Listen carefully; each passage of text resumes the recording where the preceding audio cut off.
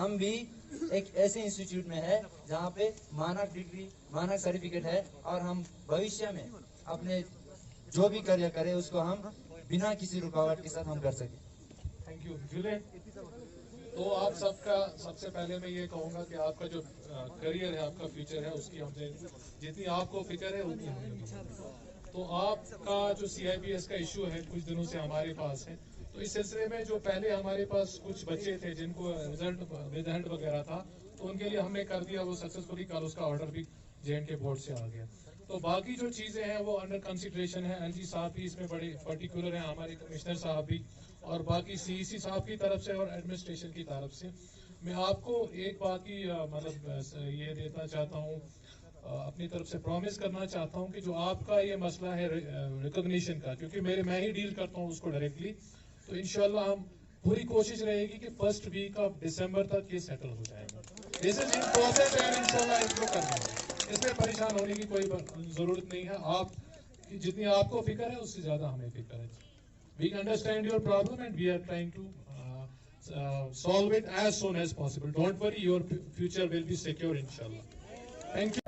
इस प्रोटेस्ट का द प्रमुख लक्ष्य यही रहेगा कि केंद्र बौद्ध विद्या संस्थान के छात्रों को, विद्यार्थियों को मानक और एक डिग्री और सर्टिफिकेट ना मिलने के कारण हमारे बच्चे कई सालों से जूझ रहे हैं। हमारे बच्चे हर जगह रिजेक्ट हो रहा है, चाहे जॉब के मामले में हो या चाहे एडमिशन के मामले में हो। तो मतलब हर जगह पे हमारे बच्चों को एक मानक वो नहीं मिल पा रहा है, इसीलिए हम ये प्रोटेस्ट कर रहे हैं। इसका मैं दोष सीधा मैं ये एडमिनिस्ट्रेशन CIPS एडमिनिस्ट्रेशन को ठहराऊँगा, क्योंकि देखिए ना, हमारे बच्चों का सबसे अपना एक मूल कर्तव्य यही बनता है कि हम अध्ययन करें, अपने पढ़ाई पे ध्यान दें। लेकिन जितने भी कागज़ के कार्य जो होते हैं, जितने भी डिग्री वगैरह जो होते हैं, वो एडमिनिस्ट्रेशन का काम है। तो मैं ये समझता हूँ कि एडमिनिस्ट्रेशन ने जिस दिन संस्कृत विश्वविद्यालय से, संपूर्णानंद विश्वविद्यालय से डिसएफिलिएट हुआ, उसी दिन से आपका एक स्ट्रेटेजी होना चाहिए था कि भविष्य में हमारे बच्चों के साथ क्या होगा, भविष्य में हमारे बच्चों के डिग्री के विषय में हम क्या फैसले लेंगे।